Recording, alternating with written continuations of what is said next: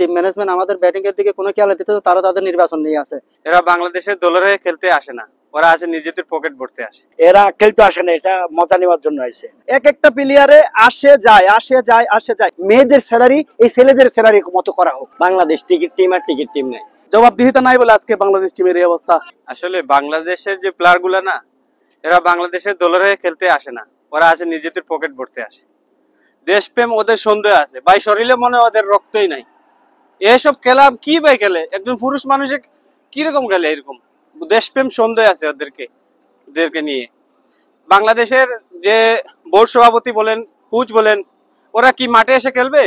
যারা খেলোয়াড় এদেরকে তো খেলাবে না। খেলোয়াড়রা ভালো করে না, সব ধরনের খেলোয়াড় যাচাই করে। বাংলাদেশ টিমে যারা বর্তমানে আছে আমরা মনে করি এরা ভালো না, যারা খারাপ করে চলে গেছে এদেরকে আমরা মনে করি ভালো, কিন্তু হেরারে নিয়ে আসলেও হেরাই সেম পারফরমেন্স। আমাদের টাকা, আমাদের খেলোয়াড়দের সবচেয়ে আকর্ষণ হচ্ছে হাই প্রোফাইল লাইফ। ওরা দুবাইতে আসে, বুর্জ খলিফা এটা ফটোতে পাই। এগুলা কি আমরা তো এগুলাতে থাকি, আমরা তো ফটো দেই না। আমরা এগুলোতে ফটো দেখাই, এরা আমরা মনে ফেসবুকে ছাড়ে যে আমি এনে আইছি ঘুরতেছি হোটেল। কারণ ওরা জীবনে দেখে নাই, ওরা আসছে নিচের থেকে, উপর কেমনে বুঝবে? দেশপ্রেম নিয়ে ওদের সন্দেহ আছে, বুঝছেন নি? আমাদের আসলে খেলা দেখার উদ্দেশ্য হলো দুবাই থেকে আইছি, অনেক ভালো আশা নিয়ে আসছিলাম খেলা দেখার জন্য আর কি। আজকে এই খেলাটা এভাবে হবে কখনো ভাবি নাই, না হলে আসতাম না। আসলে অনেক আমাদের সময়টা নষ্ট করলাম। বাংলাদেশের খেলা এই জন্য দেখার জন্য আইছি আমরা। এভাবে ব্যাটিং নিয়ে কি বলবো, এরা তো ভাই ছোট বাচ্চাগুলো, এরা ছোট বাচ্চা থেকে খেলা খেলতেছে, এর থেকে ভালো আর খেলা কেউ খেলতে পারবে না। আসলে এরা যারা আসে এগুলো এদের আগের থেকে অভ্যেস হয়ে গেছে, আমাদের নতুন ভাবে বলার কিছু নাই। বাংলাদেশের দর্শকের দেখতেছে, আমরাও দেখতেছি। আসলে এরা খেলতে আসে না, এটা মজা নেওয়ার জন্য আইছে, আমাদেরকে কষ্ট দেওয়ার জন্য আইছে। আসলে দেশকে ভালোবাসি, ক্রিকেটকে ভালোবাসি, তো প্রত্যেকটা ম্যাচ দেখতে আসা আমরা মানুষ, প্রবাসী দর্শকেরা। আসলে আজকে ম্যাচটা কিন্তু কঠিন ছিল, বাট অতীতে যে দুইটা ম্যাচ গেছে এই সিরিজের মধ্যে ছোট ছোট ভুলের কারণে আমরা দুইটা ম্যাচ থেকে ছিটকে গেছি। তবে আজকের দিনটা মানে আশা করছিলাম আজকে জিতবো, হয়তো একটু আনন্দ বুক করবো, সেটাও হলো না। আর বলতে গেলে ব্যাটিং লাইন নিয়ে কথা বলতে গেলে সাহেব ছাড়া আমাদের বাংলাদেশের বর্তমানে সিরিজের মধ্যে কাউকে আর খুঁজে পাচ্ছি না।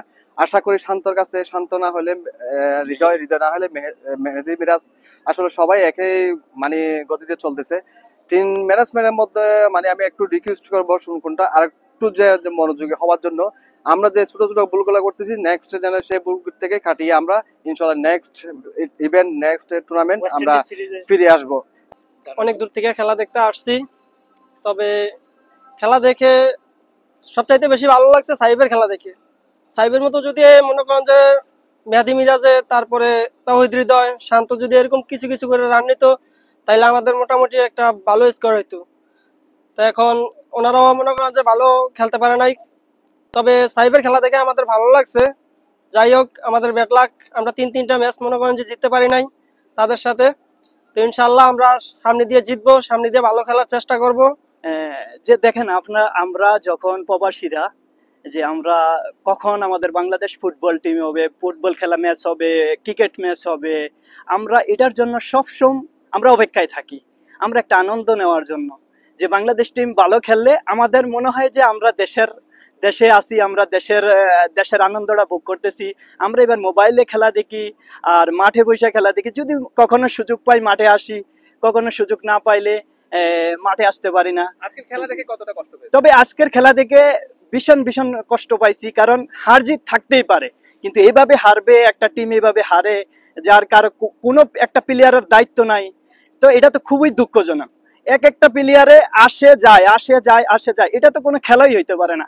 যে একটা প্লেয়ারে অন্তত যদি 10টা রান করে দেওয়া যায়, 20টা রান করে দেওয়া যায়, তারপরে হারলেও একটা মনে শান্তি পাওয়া যায়। দেখলাম, আপনি হয়তো জানেন, সবাই জানি, আমরা সর্বশেষ 12টা ওয়ানডেতে আমরা 11টাই হার, আজকেরটা সহ সর্বশেষ 12টা ওয়ানডেতে আজকে 11টাই হার।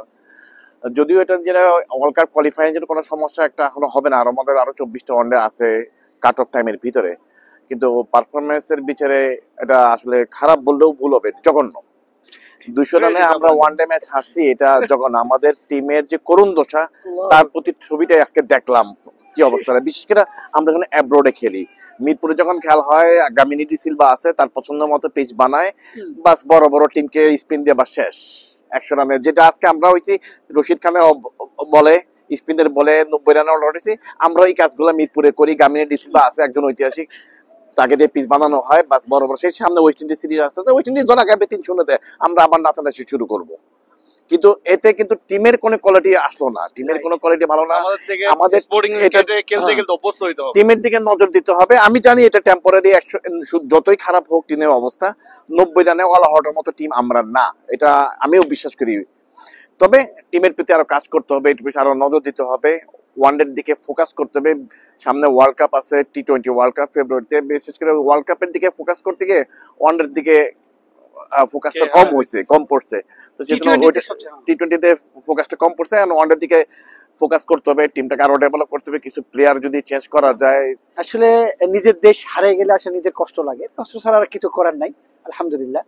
তবে আশা করি আগামীতে আমাদের টিম ম্যানেজমেন্ট ভালো করবে, দেশের ক্রিকেটের প্রতি খেয়াল রাখবে, দেশকে আরো আগে নিয়ে যাওয়ার জন্য এরাও চেষ্টা করবে। সবাই চেষ্টা করে, কেউ ইচ্ছা করে হারে না, সবাই চেষ্টা করে তার পারফরমেন্স দেওয়ার জন্য। তবে আমার একটা রিকোয়েস্ট বিসিবির কাছে, বাংলাদেশের যে মেয়ে ক্রিকেটার গুলো আছে তাদের খেলা দেখে আসলেই আমি অবাক। এরা যদি 233 রান করতে পারে, বাংলাদেশের ছেলেরা কি করে? আর এদের বেতনটা অনেক কম। বিসিবির কাছে আমার রিকোয়েস্ট, মেয়েদের স্যালারি এই ছেলেদের স্যালারি মতো করা হোক। এদের যে স্যালারি অনেক বেশি, মেয়েদের স্যালারি অনেক কম। আমি বিসিবির কাছে রিকোয়েস্ট, মেয়েদের দিকেও খেয়াল রাখেন, এরা আসলে অনেক ভালো ক্রিকেট খেলতেছে। কালকে যে হারিছে ম্যাচটা, আসলে দুঃখিত, কিন্তু তারা ভালো চেষ্টা করছে, কিন্তু এদের মতো না। এরা তো আমাদেরকে পুরাটাই হতাশ করে দিয়েছে। ইনশাল্লাহ আগামীতে ভালো করবে। ভাই দেখেন, আমরা খেলা দেখতে আসছি না বিনোদন নিতে আসছি তা আমরা জানি না। বাট একটা কথাই বলতে চাই, বাংলাদেশ টিকিট টিম আর টিকিট টিম নাই। ওই যে একটা কথা বলছে যে মায়ের দোয়া টিকিট টিম, দেন এটা কিন্তু মানে পরিপূর্ণ সুস্থভাবে তারা খেলতেছে না, তারা যাইতেছে আসতেছে, তারা বিনোদন দিচ্ছে আমাদেরকে। আমরা যে টাকা খরচ করে আসছি, অনেক দূর থেকে মানুষ আসছে, আপনার দেখেন আলাইন থেকে আসছে, দুবাই থেকে আসছে, অনেক জায়গা থেকে আসছে বাংলাদেশের খেলা। যেহেতু আমাদের গর্ব, আমাদের দেশ, আমাদের একটা গর্ব, আমরা দেখতে চাই যে বাংলাদেশ উইদাউট বাংলাদেশ মানে ভালো কিছু করবে। আমরা এটার জন্য আসছি যে আমরা বাংলাদেশের ভালো কিছু চাই। তারা যে এরকম ভাবে খেলবে, লাস্ট 2 ওভার করছে, 2 ওভারে তারা আপনার 44 রান 45 রান দিয়ে দিয়েছে। আসলে আমরা আশা করেছিলাম বাংলাদেশ আজকে 100 রানে হারবে, কিন্তু তারা আমাদেরকে 200 রানে হারার মতো গিফট করছে। এভাবে নাজমুল হোসেন শান্ত মতো একজন বাজে প্লেয়ার কিভাবে যে বাংলাদেশ টিমে থাকে, 1 ম্যাচে 7, 1 ম্যাচে 2, 1 ম্যাচে 3, এত ধরনের নাতিক প্লেয়ার কিভাবে থাকে? আসলে এদেরকে জবাবদিহিতার আওতায় আনতে হবে। যেমন এরা ভালো করলে পুরস্কার পায়, অনেক কিছু গিফট পায়, এদেরকে জবাবদিহি হবে। খারাপ করছে, এদের সমস্ত কিছু ফাইন করতে হবে, জরিমানা করতে হবে। জবাবদিহিতা নাই বলে আজকে বাংলাদেশ টিমের এই অবস্থা। আমাদের লজ্জা লাগে। আসলে আমরা প্রবাসীরা এখানে বিভিন্ন দেশে, আফগানিস্তানের মানুষ, পাকিস্তানের মানুষ আমাদের সাথে আছে, দেশের মানুষ এগুলো জান না, কিন্তু আজকে তারা আমাদেরকে স্মরণ দিচ্ছে যে কি খেলতেছে এগুলা, বাচ্চা ফুলাবের মতো খেলা। 100 রান নিতে পারে না, 100 রান নিতে না পারলে সে খেলে ইন্টারন্যাশনাল ক্রিকেট খেলতে আসে। বাংলাদেশের ম্যানেজমেন্টের এটা দৃষ্টিগোচর হওয়া উচিত। আজকে আমরা অনেক দূর থেকে খেলা দেখতে আসছি, কিন্তু আমাদের খেলা আমাদেরকে সবসময় হতাশ করে দেয়। সাইবের ব্যাটিংটা অনেক ভালো হয়েছে, কিন্তু আমাদের ব্যাটিং এখন অনেক উন্নতি করার প্রয়োজন আছে। টিম ম্যানেজমেন্ট আমাদের ব্যাটিং এর দিকে কোনো খেয়াল দিতে, তারা তাদের নির্বাচন নিয়ে আছে, বুঝলেন না? তার কমিটি কিভাবে করবে এটাই নিয়ে আছে, কিন্তু খেলার প্রতি তাদের কোনো দায়িত্বহীনতা নাই, ম্যানেজমেন্টের কোনো দায়িত্বহীনতা নাই, টিম সিলেক্টরের কোনো দায়িত্বহীনতা নাই। ভালো ভালো খেলোয়াড় কিন্তু বসে আছে, কিন্তু তাদেরকে সুযোগ দিতেছে না। কিন্তু সবগুলো বেকার ছেলেদেরকে সুযোগ দিতে ঠিক আছে, কিন্তু সব ভালো করতে হবে, তাদেরকে বলতে হবে ভাই তোমরা ভালো খেলে তোমাদের বেতন বাড়াই দিব, তোমাদের সবকিছু আমরা ফ্যাসিলিটি দিচ্ছি, কিন্তু তোমরা তো ভালো খেলতেছো না, তোমাদের কি করা উচিত? ঠিক আছে।